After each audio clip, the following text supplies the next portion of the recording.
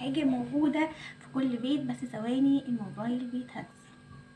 موجوده في كل بيت بالذات في ايام الدراسه، موجوده ما بتخلص. طب تعالوا كده الاول بس اشوف انا ايه اللي قدامي ده عشان احطه على جنب. تمام، ده كوبايه لبن عليهم معلقتين كاكاو خام. الكاكاو خام اللي هو غير محلى، تمام، يعني اللي هو الخام يبقى غير محلى، المحلى اللي هو هتشربيه. تمام، ده كده كاكاو خام غير محلى، وعليه كوبايه لبن وعليه معلقتين سكر لمعلقه زي ما تحبي السكر بتاعك. وكمان حابه تحطي قهوه سريعه الذوبان حطي، حابه تحطي القهوه العاديه بتاعتنا حطي، كل دي ذوقك انتي. طب تعالوا بقى نشوف ايه الحاجه اللي موجوده معانا طول ايام الدراسه. شايفين كنز بيتنا من غير ما نعرف. شايفين انا كل البسكوت ده جمعته من الاولاد، يجوا يحطوه على رخامة المطبخ، اروح انا ماسكاه شايله. شايفين اروح انا ماسكاه شايله. اعمل ايه؟ تعالوا بقى نشوف هنعمل بيه ايه.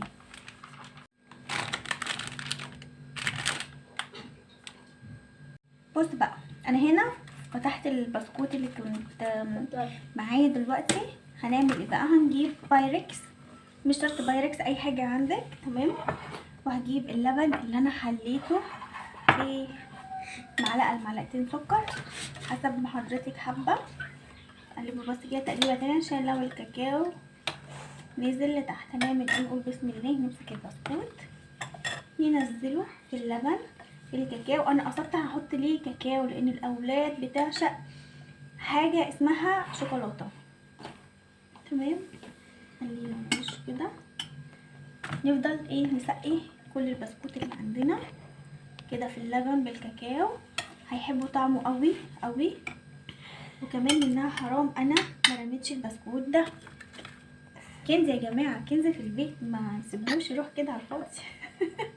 تمام، انا هفضل اعمل كده لحد ما املى البايركس بتاعي. تمام، وهرجع لكم تاني عشان نشوف هنعمل ايه تاني. لكم تاني بعد ما رصيت البسكوت كله سقيته في البوله اللي شفتوها قدامي. تمام، اللبن اللي هيتبقى شايفينه ده اللي احنا سقينا فيه. هنعمل ايه؟ بسم الله، وننزل عليه. تمام، عشان لو ما كانش اتطرى كويس معانا هو كده هنضمن انه يبقى طري زي الكيكه بالظبط يعني. وكده انتي استفدتي من البسكوت اللي الاولاد بيجيبوه في حاجه يعني مش مكلفه معاكي ان شاء الله، والاولاد هياكلوه بطريقه مغذيه وجميله اكتر. تمام كده، شايفين؟ بصوا اهو، شايفين اهو، يعني انا عايزه اقول لكم اللي انا حطيته هو شربه اساسا خلاص. طب هنعمل ايه بقى تاني؟ هنعمل بقى الطبقه اللي هتبقى على الوش اللي هتخليه فوق الرائع. هجيب الحاجه وارجع لكم تاني. ورجعت لكم تاني، معايا ايه؟ هنشوف معايا ايه. دول كوبايتين لبن، تمام، وده اللي هو الكاستر، عارفينه طبعا، في منه اكياس صغيره في العلبه دي. بصوا انا بحب اجيب الحاجه على بعضها، بتبقى اوفر لي بكتير على فكره من ان انت تجيبي قطايه بنكوعها مره واحده، بس بتبقى احسن بكتير قوي من القطايه. هنعمل ايه؟ كل كوبايه لبن من دول هتاخد 3 معالق كاستر. تمام، نقول بسم الله. ادي اهو، 1 لبن بارد، 2 3 4 5 كده 6. هنقلب لبن بارد، ده لبن بارد، هنقلبهم كويس قوي كده يبقوا كويسين قوي قوي مع بعض. ونحط ايه؟ تحلية السكر. تمام، انا هقلبهم كويس وهحلي السكر زي ما انا عايزه. وبعد ما احلي السكر زي ما انا عايزه والحلاوه اللي انا عايزاها فيه هنزل بيه على النار في جزرولة اي حاجه، هحطه كده على نار هاديه كده وافضل اقلب فيه لحد ما يمسك في بعض. هو شبيه للمهلبيه بالظبط، على نار هاديه وتفضلي تقلبي فيه. بس لازم اول ما تحطيه برده زي المهلبيه، النشا بتاعت المهلبيه، لازم لبن بارد الاول.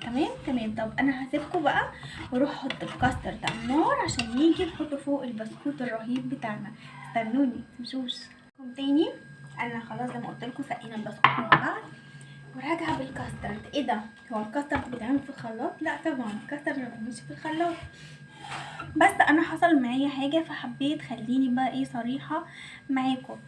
انا حطيت كميه الكاسترد قدامكم 6 معالق على كوبايتين دقيق. لا، كان المفروض ازود كمان كوبايه لبن، يعني 3 كوبايات لبن ياخدوا ال6 معالق الكاسترد من دوت. تمام. فحصل ايه؟ حصل زي تخريزه كده. هو دي التخريزه دي ازاي؟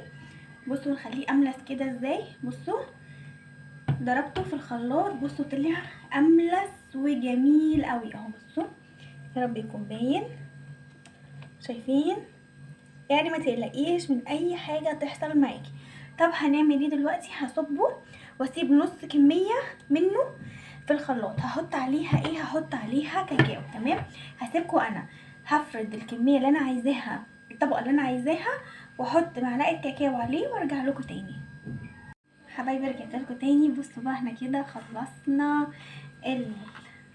شايفين الطبقات دي؟ البسكوت اهي، وهي دي الكاسترد الاصفر، وهي دي المعلقتين اللي خدتهم حطيت عليهم معلقه كاكاو، ما كترتش قوي، ورشيت من فوق كده اهوت شويه بسكوت، وعليه ايه بقى دول؟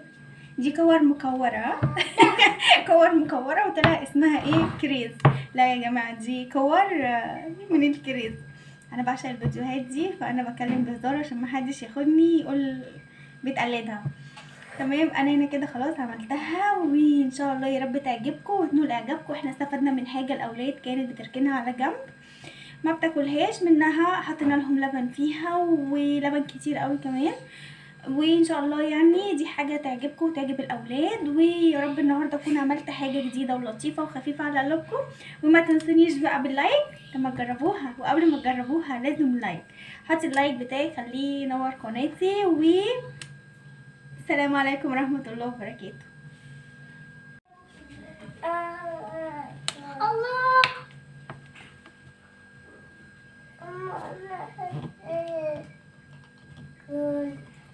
ماما